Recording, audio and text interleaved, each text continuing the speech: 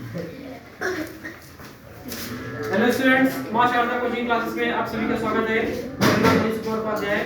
मैं सिंघाल सिंह से आज आप सभी को ग्रामर पढ़ाने जा रहा हूं। इंग्लिश ग्रामर में टेंस जैसे हमने पहले वीडियोस में आपको बताए हैं। आज इस वीडियो में आपको हम फ्यूचर परफेक्ट कंटीन्यूअस टेंस के बारे में बताएंगे। और देखिए, फ्यूचर परफेक्ट कंटीन्यूअस टेंस सबसे पहले आप जान लीजिए इसको हिंदी में क्या कहते हैं। फ्यूचर परफेक्ट कंटीन्यूअस टेंस को हिंदी में क्या कहते हैं? पूर्ण भविष्य काल। यानी इसमें एक काम पूरा हो गया रहता है और एक काम जो है जारी रहता है। देखिए, इस टेंस के वाक्यों में काम का करना या होना भविष्य काल में पाया जाता है। काम का होता है इसमें भविष्य काल में पाया जाता है और इसमें काम का होने का समय भी दिया रहता है। ठीक है, जो काम हो रहा है उस काम के होने का समय भी दिया गया रहता है। ऐसे वाक्यों के अंत में, इन वाक्यों के अंत में क्या रहेगा, क्या पहचान इनका? इन वाक्यों के अंत में क्या रहेगा? रहा होगा, रही होगी, रहा होगा, रहे होंगे आदि शब्द आते हैं। ठीक है, अब इसमें जान लीजिए 3 प्रकार के वाक्य रहेंगे। 3 प्रकार के वाक्य इसमें रहेंगे। कौन से? अफर्मेटिव सेंटेंस यानी सकारात्मक वाक्य, नेगेटिव सेंटेंस यानी नकारात्मक वाक्य, इंटरोगेटिव सेंटेंस यानी क्या होता है? प्रश्नवाचक वाक्य। ठीक है, अब यहां देखिए, अफर्मेटिव सेंटेंस में क्या है? सकारात्मक वाक्य। अब अफर्मेटिव सेंटेंस का पहचान क्या है? इसमें हाँ, इसका उत्तर हाँ में रहेगा। इसमें ना शब्द, नहीं शब्द जो है नहीं रहेगा। अंग्रेजी में अनुवाद करते समय आई तथा वी के साथ में शैल हैव बीन का प्रयोग करते हैं। ये जो अंग्रेजी में अनुवाद करेंगे आई और वी के साथ शैल हैव बीन का प्रयोग करेंगे, और जो उसके अलावा दूसरा कोई सब्जेक्ट है उसके साथ में क्या करेंगे? किसका प्रयोग करेंगे? विल हैव बीन का। ठीक, आई और वी के साथ शैल हैव बीन का प्रयोग करेंगे, बाकी सब्जेक्ट के साथ में विल हैव बीन का प्रयोग करेंगे। और उसके बाद में वर्ब का फर्स्ट फॉर्म लगाएंगे और उसमें आईएनजी लगा लेंगे। अब नेक्स्ट देखिए, निश्चित समय के लिए किसका प्रयोग करते हैं? सिंस का प्रयोग। वाक्य में जो समय दिया गया रहता है, अगर समय निश्चित है तो हम सिंस का प्रयोग करेंगे, लेकिन अगर समय अनिश्चित है तो वहां पर हम फॉर का प्रयोग करते हैं। जैसे बोला है मंगलवार से वक्त किताब पढ़ रहा है, मंगलवार से बोल दिया कि समय निश्चित हो गया ना, तो इसका प्रयोग करेंगे सिंस का या फॉर का? सिंस का। जब समय निश्चित है तो सिंस का प्रयोग करेंगे। सिंस मॉर्निंग, सुबह से, समय निश्चित है ना, समय निश्चित है तो इसका प्रयोग करेंगे सिंस का।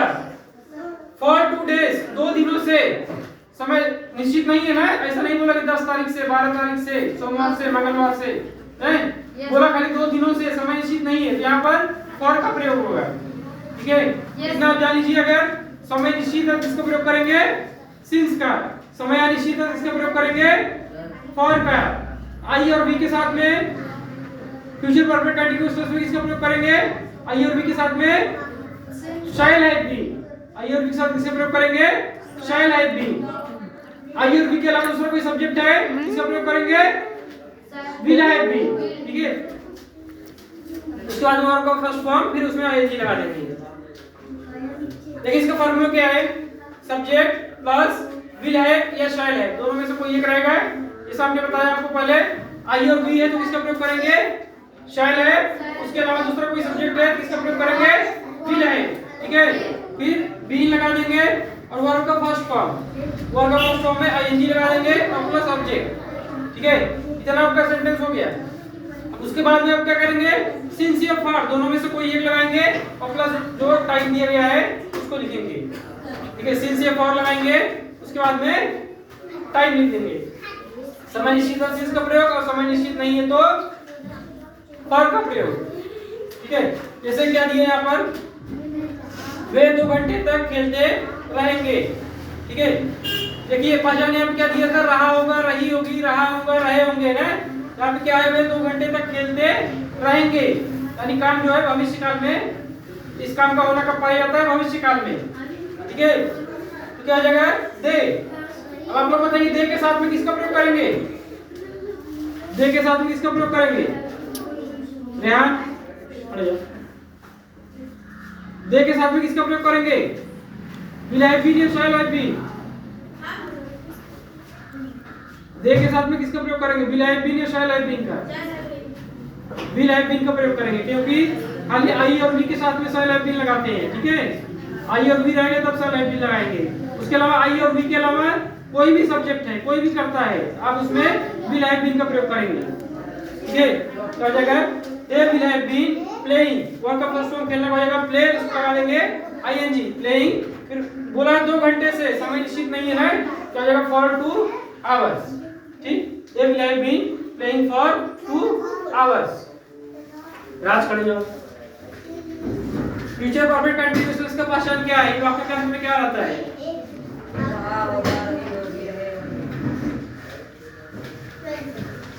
राज ठीक है, बढ़ जाओ। नेक्स्ट राज मौर्य, खड़े जाओ। आई और वी के साथ किसका प्रयोग करेंगे? शैल हैव बीन या विल हैव बीन का?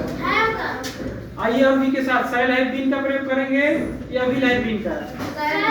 हाँ, शैल हैव बीन का। ठीक है, आई और वी के अलावा दूसरा कोई सब्जेक्ट है किसका प्रयोग करेंगे? आई और वी के अलावा कोई सब्जेक्ट है बस विल हैव बीन। ठीक है, विल हैव बीन। तो स्टूडेंट्स, आज का वीडियो हमारा आपको कैसा लगा कमेंट बॉक्स में कमेंट करके बताइए। चैनल को सब्सक्राइब करिए, लाइक करिए, शेयर करिए और आप लोग इसके एक बार स्क्रीनशॉट जरूर ले लीजिए। Thank you.